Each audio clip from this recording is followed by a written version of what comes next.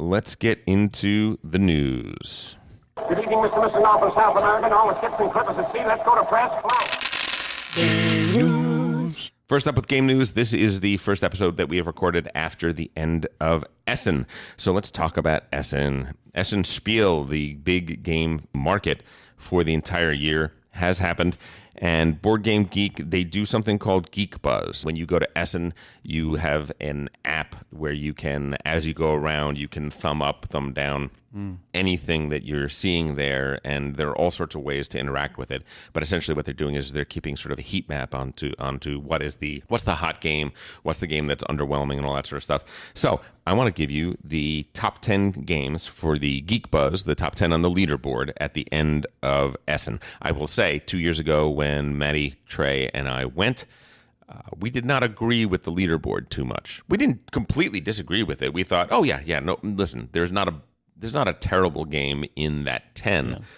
But at the same time, our list could be very different, and sometimes games that aren't even on the 10 at all were some of our favorite games. Because they were casting a wider net.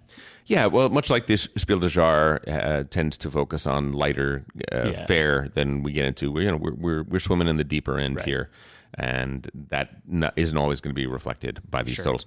Number 10, Terramara. Terramara, as we've already discussed, is another game by Simone Luciani and our Italian friends. I know that one. We're getting it. I think my copy comes in sometime this month, so we'll have it very, very soon. Cool. But it was one of the two games there. Ecos, First Continent, was number 9. That is a mid to light simultaneous tile laying game. It looks good, but it looks light. It looks a little light for our crew. Glenmore 2 is kind of interesting. So the person who designed Glenmore, who designed it in 2010. It is a game that has a rondel, it has tile laying, it has so many different mechanisms to it. And it is a Scottish game, so naturally what you're doing is you're rustling up cattle and sheep and you're distilling whiskey. Basically, every Scottish game seems to have there's only 4 things you do in Scotland, and every Scottish game has all of those four elements in there. But I will say that the designer of this game also designed Watergate, which is fantastic. I love that, yeah. And Glenmore, I will say that I've only demoed it. I never even played a full game of it, and that was way back in 2010, 2011. It was a fairly small print run, so there weren't tons of copies of it around, but it was a well-respected game. Version 2, which they just put out, sounds like it is very good and might be something that we need to pick up and revisit. Number 7, Cooper Island. We've already talked about Cooper Island. It's a sort of another exploration nautical themed game, which will be cool. Number 6, Brussels 1897. Brussels 1893 was a fantastic board game. One of the most gorgeous board games, plays really, really well. Great Euro game from 2013, 2014, somewhere around there. This is a card game that is a streamlined version of that. The great thing about that game is that when you were taking an action, there were 3 or 4 different dimensions you had to take into account. There was an area control thing. So when you're putting something out on the board, you're trying to pay attention to how many in this row do I control this row if I put this here? Do I control that column when I put this there? But it also has to do with what is the space I'm taking? What is the action that's on that space? What is the color? What is the type of action? And how many of those do I already have? So it was very multidimensional, very brain burnery in a very good way. My understanding is that this card version scratches a lot of the same itches, but reduces a little bit of the fiddliness of the game. It was a complicated game, but also absolutely gorgeous. Cool. Number 5, It's a Wonderful World. I hate that title, but engine building, card drafting. This is where you see what you're building. So when you do a card drafting game, right? Seven Wonders, for instance, right? I'm looking at this hand of cards, I'm picking one, and then I'm passing the rest of it to the next person, right? Generally, I only know what the other person wants based on what I see in front of them, right? I don't know exactly what their plan is. I don't necessarily know what strategy they're going for yet. Say, for instance, Terraforming Mars. Yeah. In Terraforming Mars, I don't know which of these, I have an idea which of these 4 cards that I have you want, but I don't know for sure. Well, Agricola, I think, gets more into that because I think you're just passing so many cards and you're like, well, this came back around to me. They didn't take this. So they must have taken this. You know what I mean? Exactly. Yes. What this game, what It's a Wonderful World seemingly does, is you play one of the cards that you've drafted, but it doesn't trigger right away. What it does is it lays down in your tableau, and you're kind of building up to something. So you can play a card that is a end of game card, and everyone then knows, oh, he's building toward that, so he's going to need 1, 2, 3 other of those cards to fit into that tower to make it up to that level, which sounds kind of interesting. It's not bad. It's one of those things where it really encourages hate drafting, which some people don't like, but is, as far as interaction, as far as non-multiplayer solitaire, paying attention to what other people are drafting and factoring that heavily into your decision. I'm not just picking what's the best card for me. I'm weighing that between denying you what you absolutely need. That's a higher level strategy game as far as card drafting goes. Yeah. That sounds interesting. Cool. Number 4, Barrage. We don't need to say anything more than Barrage. We've said a lot on Barrage. Except number 4. Come on. Come on, Essen. Could be number 1. Come on. Number 3, Trismegistus. All right. I called dibs on Tuesday. Done. Yeah, you're in. It's really fun. I can't wait to show it to you. Number 2 is Aquatica. A designer named Ivan Tuzovsky designed a fast-paced light engine builder. It has a rising mechanic. What this is kind of interesting. Is when you take a card, first of all, absolutely gorgeous. It's sort of deep sea, and the boards are 3 layers thick, deep blue, gorgeous art on the cards. It just looks absolutely fantastic.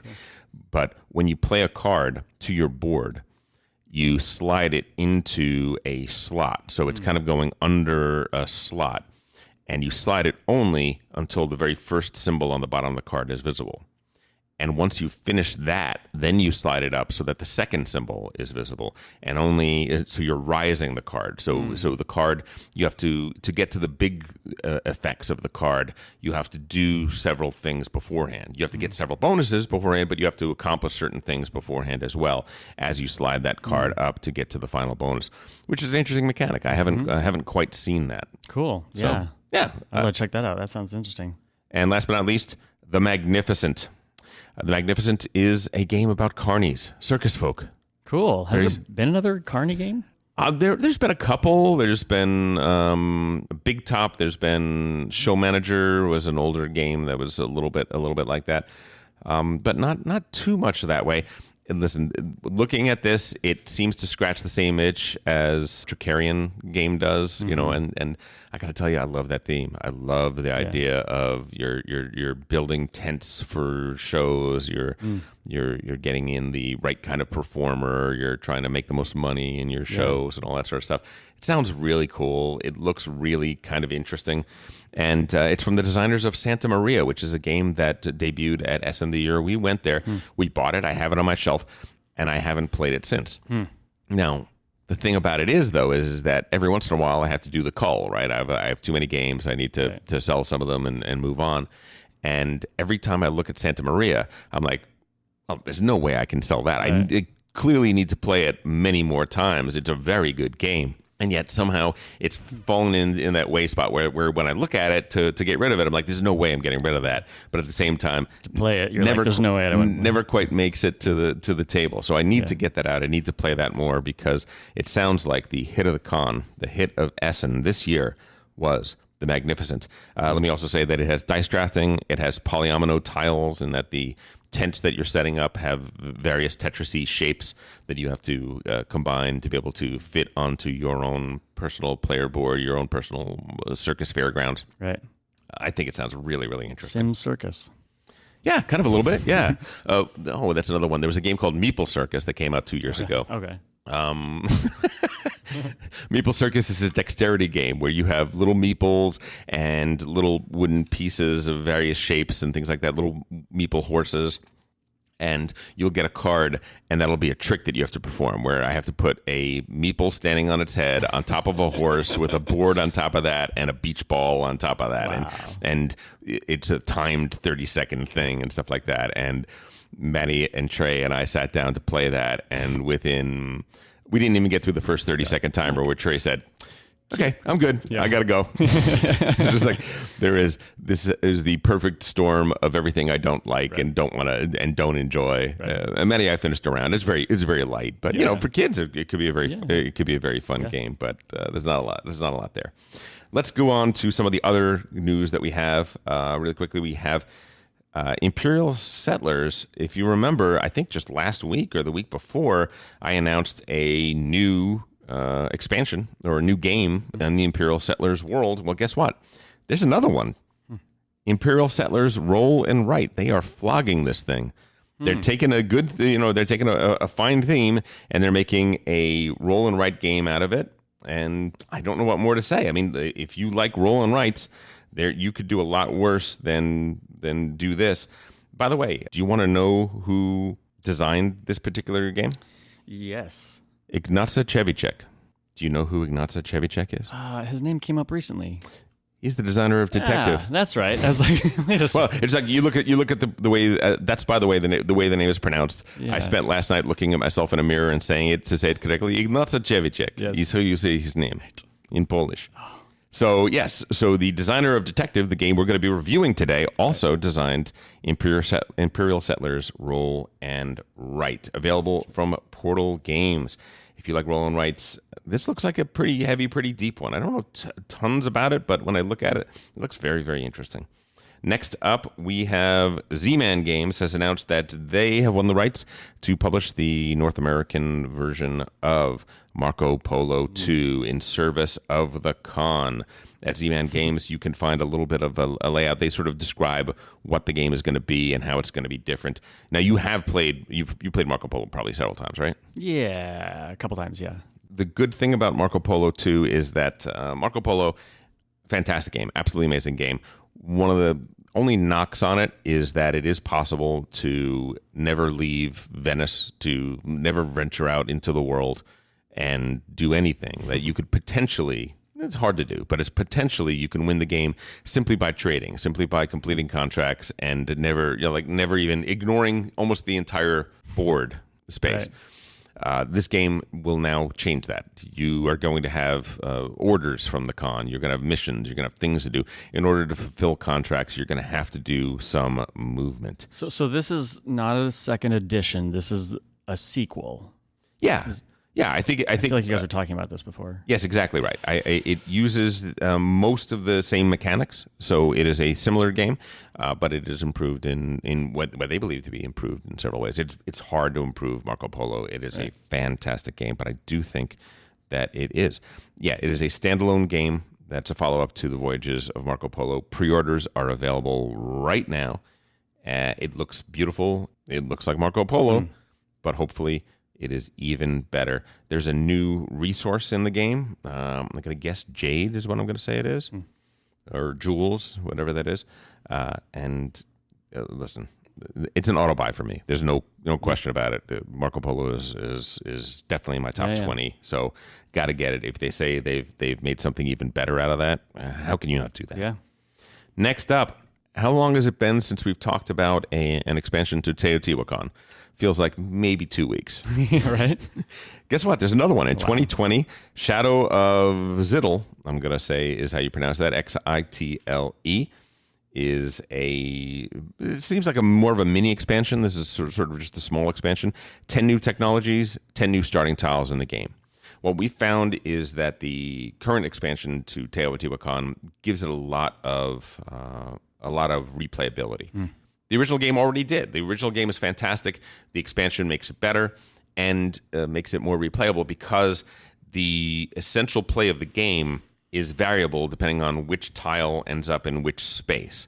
And by reordering those tiles or by adding new tiles in there, you're fundamentally changing the nature of the game in such a way that it really does feel very different from play to play. So by adding new technologies, adding new starting tiles to the game, you're doing a pretty good job to add new strategies, to add new level of complexity. Like no matter how much you think you know the game, all of a sudden, oh wow, what I usually pyramid building is where I'm getting the most of my points, or I get my points from decorations on the pyramid, and that's my favorite strategy, and that seems to win.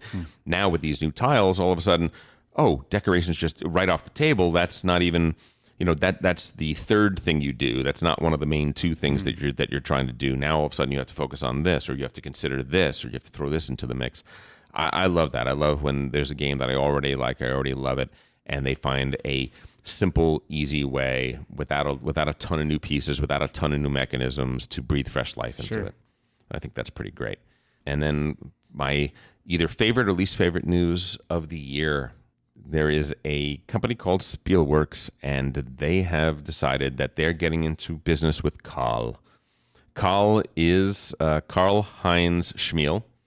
Karl-Heinz Schmiel, if you had to list the 10 greatest game designers in history, most people would not list Karl. They would not list Karl-Heinz Schmiel. They should, though, really, right? Because you think Vital Lacerda, you think Uwe Rosenberg, you think Simone Luciani, you think, there's the Reiner Knizia, there's tons, Martin Wallace, tons of names you could put on that list. Karl-Heinz Schmiel, Karl, designed the greatest game of all time. The game that is the farthest ahead of everything else and started a lot of things, D-Mocker. Oh, right, your favorite. My favorite game, dude. It's from the mid '80s. It's so far ahead of its time. It is such a classic Euro game that happened a decade before anything else started even doing that. It's crazy how good it is. And then he also designed another game that's on my top 10 games of all time, which is Tribune. Right. We talk about Tribune quite a bit here. We've flogged that thing hard. And what we always say is we say Tribune is one of the greatest games ever. Maddie says Tribune is one of the greatest games ever. Maddie also says that, unfortunately, for it to be the greatest game ever, you need to have both the base game and the expansion, both of which are sold out, both of which don't exist anymore. And the expansion in particular, you can drop a couple $100 easily to find that. Well, guess what? Spielworks is putting out Karl's games, and the second one that they're going to do coming up next year is Tribune. The only problem with that is that they're putting out a new D-Mocker, and Karl has supposedly put his stamp on it and added a few elements, taken out a few elements, adjusted it. I don't know if he did it by himself, or I don't know if other people meddled. But reading the rules of the new version of D-Mocker is very dispiriting. I haven't played it yet, so I'm not going to give a final verdict to it. But reading it, they have taken out some of the best, hardest decisions in the game in order to take a game that admittedly is a 4 to 5 hour game. It is a long and hard game that is about the German parliamentary election system. I get it. You want to move some cardboard. You want to sell some games. You gotta do something. You gotta bring something new to the table. But they cut the heart and soul out of the game. It looks like. I don't know. Until I play it, I can't say for sure. Right. It looks like they cut the heart and the soul out of the game, and they have destroyed it. And we'll see. We'll see. Okay. They say he's going to make some adjustments to Tribune as well, which puts a little shiver through my heart, my soul. I'm like, no, right. It's so good. Now, that said, Tribune is not D-Mocker. It is a game that you could improve. You could make small changes to, and you can improve it. There are things that could definitely be done. There's a lot of things that could be played within the margins or with the spaces on the board. Essentially, what it is it's a place where it's a game where you're placing workers to grab cards. You're using those cards to get set collection, and then you're using those sets to take over factions that are going to give you control of parts of Rome and Roman society. And the game is a race because at the end of the game is going to end when one faction, one player, has achieved 4 of a list of 8 victory conditions. There are 8 things that you're aspiring to have done: to get 3 legionaries, to free the slaves, to achieve the favor of the emperor, to get the favor of the gods, et cetera, et cetera, et cetera, to have controlled 4 factions over the course of the game. And once you have done 4 of these, you announce it, and that is the last round of the game. And then whoever has done the most of those factions, the most of those victory conditions, wins at the end of the game. So there's a lot of things that you can do to mess with that and to make the game better. The only caveat is that the D-Mocker choices give me a little chill, and I'm just like, please don't break the game, because they're going to be putting this out as Tribune plus expansion. The whole thing is in there, and I'm not going to go into what makes the expansion so great, but it's amazing. Yeah, I mean, you don't have to play it. This could just be they're bridging the gap between people who would never get to Democker, and you can play your Democker, and then maybe other people will be like, "Oh, cool! I've played Democker. But then it's like, oh, but you really want to see Democker? Do the director's cut. Do the original. Yeah, I mean that's what it is. I'm not upset for me. I'm not upset for me. What I'm upset for is that there are going to be people that are going to buy copies of Democker and play it and think that they've played Democker. And I don't believe, given what I've read in the rules, I don't believe they will have. I don't believe they'll actually have played that. And I hope that won't be the case for Tribune, because Tribune is one of these games that among hardcore gamer circles, there's a lot of love for it, right? It's one of these games that kind of had a bad release and didn't quite get its due. I think there were a couple people who, at the time when the industry was still quite small, there were only a few reviewers, and one reviewer complained about balance issues or something along those lines, and that was the death knell, right? Just nobody bought it. It just kind of got overlooked at a time when it shouldn't. And when you look at the Geek, it's still in the top 500 or something like that. It may be even higher than that. So it's not completely forgotten, but it is under-reviewed, underserved, and needs to be played by a wider audience because it's a classic. It really is. Yeah. All right, let's move on. I love the note on this news section was 5 to 10 minutes. Well, it never has been. Not since we first started has it been that. But what can you do? So the rules finally have come out for Food Chain Magnate expansion. Let me explain why this is so important. Food Chain Magnate is a game by Splatterspielen. Splatterspielen are the Jim Jarmusch of the board game industry. They make these handmade little games in their, in the back of their garage, put them out there into the world. And for collectors, for people that are into heavy strategy games, they are 201 astonishing, amazing games. My copy of Bust, the only game I don't have by them, or the only major game I don't have by them, is coming in next week. I got a shipping notice, so I can't wait to get that to the table. It's one of the very first designs.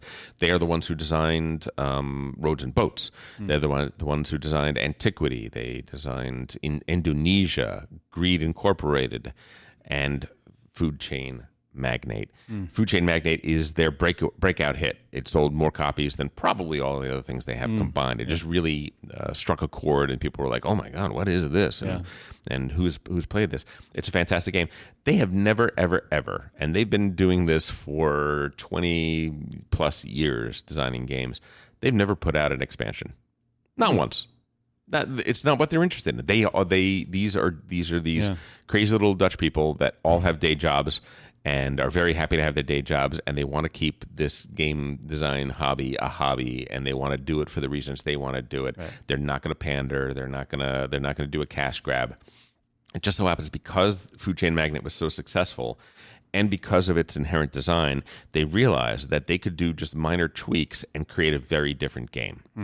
And so what they did was, basically, they took their design toolkit from when they were first designing the game, which had a lot of other superfluous elements. A lot of times in game design, you design a game that does 20 things, right, and then you got to boil it down to the 3 things that you want it to do, right?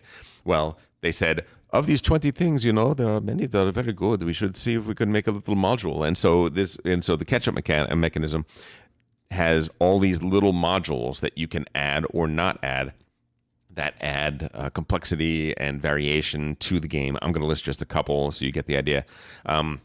First thing is they have alternate achievements, milestones is what they call it in the game.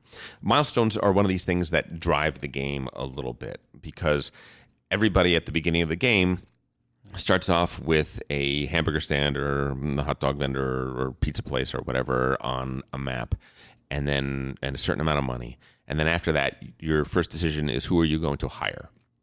Are you hiring a recruiting girl to get more people? Are you hiring a trainer who is going to get somebody and then train them up to higher and higher positions, right?